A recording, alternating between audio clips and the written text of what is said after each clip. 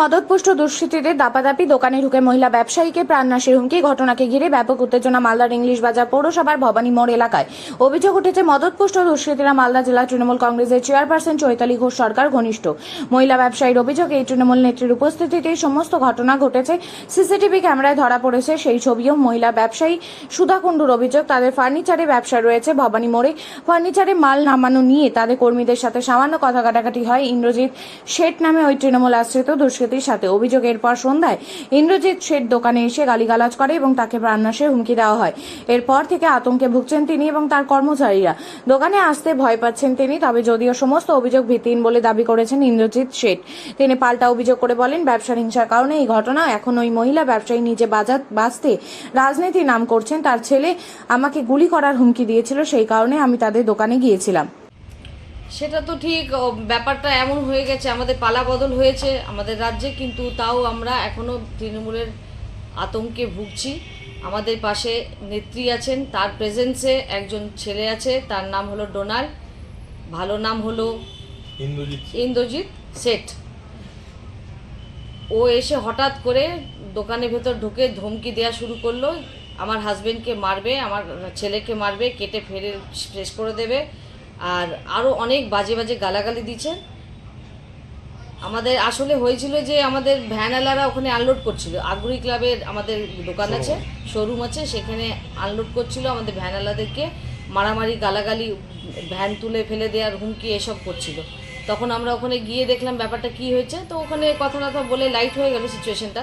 কিন্তু ঠিক সন্ধেবেলায় এসে আবার 6:37-এর দিকে এসে আমাদের উপরে চড়াও করলো, আর আমরা এমন ধমকি দিয়েছে, আমরা এখন ভয় পাচ্ছি যে আমাদের ভবিষ্যৎটা কি হবে, আমরা সেফটি সিকিউরিটি পাবো কি না। আমরা খুবই আতঙ্কে আছি। দোকানে আসতেই মানে ভয় লাগছে। পাচ্ছে কোথা থেকে? এরা পাচ্ছে নিশ্চয়ই, তাদের সাপোর্ট আছে, এখনও তাদের তো অধ্যত্ত কমেনি। আমাদের এখানে ম্যাডাম আছেন যে চৈতালিদি, নাম উল্লেখ করেই বলছি, ওনার প্রেজেন্সে হয়েছে। উনি চাইলে ওটাকে থামিয়ে দিতে পারতেন, কিন্তু সেটা হয়নি। হ্যাঁ, আমরা তার জন্য আরও ভয় পাচ্ছি, যে কেন কি তারা তো সারা পশ্চিমবঙ্গে যা ত্রাস চালিয়ে গেছে বা যাচ্ছে এখনও, তাদের সাথে পেরে ওঠা আমাদের পক্ষে সম্ভব না। আমরা খুব ভদ্র ঘরের লোক, আমরা চাই শান্তিতে ব্যবসা করতে, কিন্তু আমাদের সেই শান্তিটা দিচ্ছে না। লিখিত কমপ্লেন করেছেন? হ্যাঁ, লিখিত কমপ্লেন তো করেছি। কি চাইছেন আপনারা? আমরা চাইছি তাদের একটা শাস্তি হোক। এরকম তো আর সহ্য করা যাচ্ছে না। কতদিন সহ্য করবো? আর সব জিনিস একটা লিমিট আছে। ও পারলে তো আমাদের সাথে এসে ভালো করে কথা বলতে পারে, সে তো বলেনি। সে এসে আমাকে ধমকি দিচ্ছে, আমার ছেলেকে মেরে দেবে, আমার হাজব্যান্ডকে মেরে দেবে। একটা মহিলা হয়ে আমি এগুলো কতদিন সহ্য করবো? যার বিরুদ্ধে অভিযোগ উঠছে তিনি কি কোনো দল করেন? হ্যাঁ, অবশ্যই টিএমসি করে। আপনারা কি চাইছেন? তার একটা উপযুক্ত শাস্তি হোক। আপনার নাম?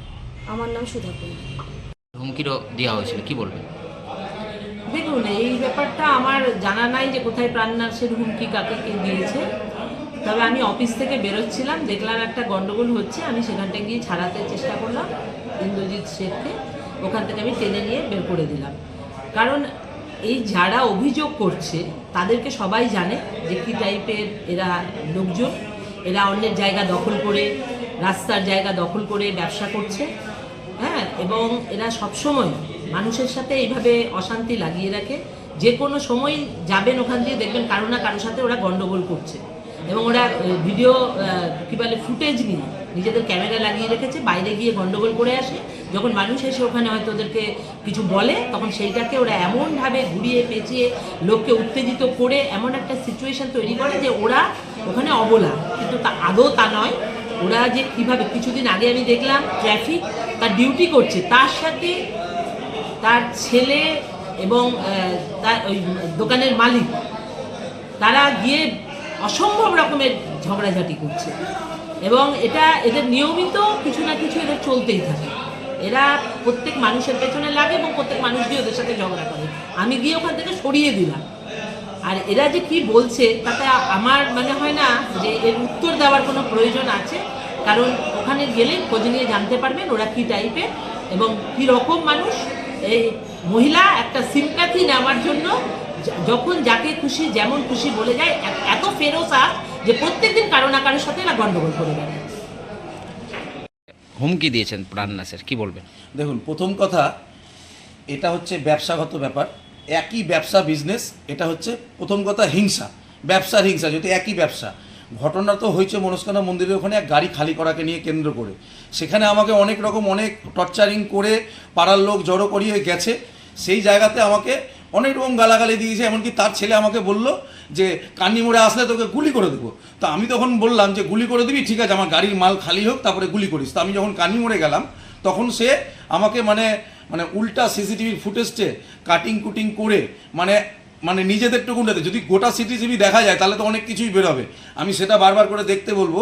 আর তৃণমূলের দুষ্কৃতির ব্যাপার যেটা বলছে, দেখুন এই লোকটাই এতদিন তৃণমূলের প্রভাবশালী কিছুজনকে নিয়ে উল্টা পাল্টা অনেক কিছু করে অনেক কিছু করেছে। সে এখন বিজেপি যদি ওকে জায়গা দেয় বা কিছু করে, সেইটা করার জন্য কিন্তু ও এই ধরনের বাইট দিচ্ছে। তো এগুলো সব রাজনীতি ঢুকিয়ে লাভ নাই, পুরোটাই ব্যবসার ব্যাপার। আর এটা হচ্ছে ব্যবসার হিংসা। এ কিন্তু রাস্তাতেও 2 দিন আগে পুলিশের সঙ্গে ঝগড়া করেছে, 2-3 দিন আগেই। আর প্রায় এদের দোকানে কিন্তু প্রায় লোক এসে নানা রকম ঝগড়া হতেই থাকে, এমনকি পুলিশকেও মাল দিয়েছে। আমার কাছে প্রমাণ আছে, কিছু লোক এসে কমপ্লেন করে। তো আমার তো সেগুলো দেখার ব্যাপার নেই ওর দোকানে কি হচ্ছে। তো এটা কিন্তু পুরো বিজনেস রিলেটেড একদম হিংসা। হয়তো আজকে আমার শোরুম ভালো চলছে, ওর চলছে না, এটা হতেই পারে। তো এরকমই আমার মনে হচ্ছে। তো আমার এগুলো দেখে কোনো লাভ নেই, প্রমাণ করতে গেলে আসুক সিসিটিভি।